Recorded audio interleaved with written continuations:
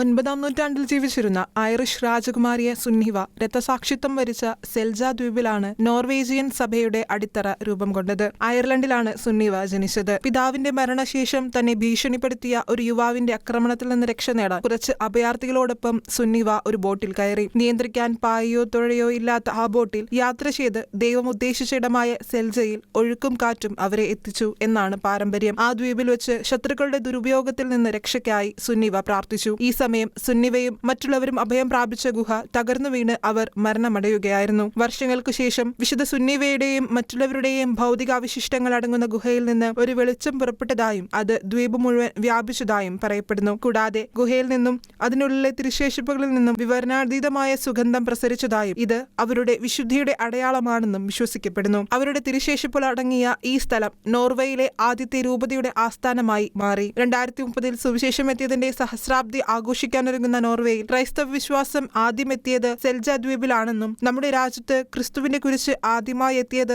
ഈ ദ്വീപിലായിരുന്നു. അതിനാൽ ചരിത്രവും കത്തോലിക്ക വിശ്വാസത്തിന്റെ കടന്നുവരവും വളർച്ചയും ആഘോഷിക്കുവാൻ ഇവിടെ ആയിരിക്കുക എന്നത് പ്രധാനപ്പെട്ട കാര്യമാണ് എന്നും ഓസ്ലോ രൂപതയുടെ കോ അഡ്ജുറ്റർ ബിഷപ്പ് ഫ്രെഡറിക് ഹാൻസൻ പറയുന്നു. ഇപ്പോൾ ഈ ദ്വീപ് ലോകമെമ്പാടുമുള്ള തീർത്ഥാടകരെ ആകർഷിക്കുന്ന വിശുദ്ധ സുന്നിവയുടെ തീർത്ഥാടന കേന്ദ്രമാണ്. 2025 പ്രത്യാശയുടെ ജൂബിലി വർഷത്തോടനുബന്ധിച്ച് തിരഞ്ഞെടുക്കപ്പെട്ട കത്തോലിക്ക തീർത്ഥാടന കേന്ദ്രങ്ങളിലൊന്നാണ് Celje. International desk, Shekinah news.